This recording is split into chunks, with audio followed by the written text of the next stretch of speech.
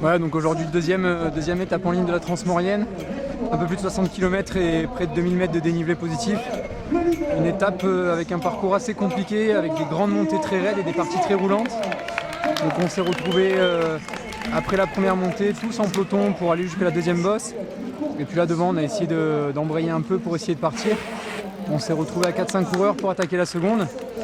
Le leader, l'Espagnol, est parti dans la descente. Nous on a suivi derrière comme on pouvait, une descente très technique avec beaucoup de petits virages, de singles, de racines. Très joueur, c'était très sympa.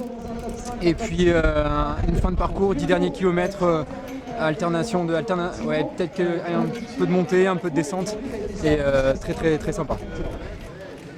Je pense qu'avec les jours, là, je vais aller de mieux en mieux. Déjà par rapport à hier, j'avais pas du tout les mêmes jambes.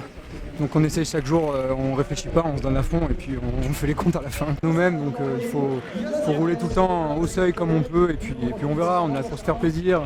Les deux devant moi c'est des potes, donc s'il y a un problème on s'entraîne, donc il n'y a pas de souci là-dessus. On y va sans pression et puis si le résultat il compte, on ira bien. Mais déjà il fait beau, c'est déjà bien pour une Transmaurienne. Alors en fait les montées c'est souvent des pistes forestières, donc pas forcément très roulant parce que ça monte beaucoup, mais ce qui va bien. Et après il y a plein de petits singles le long des collines, des belles descentes de montagne, c'est vraiment du vélo de montagne.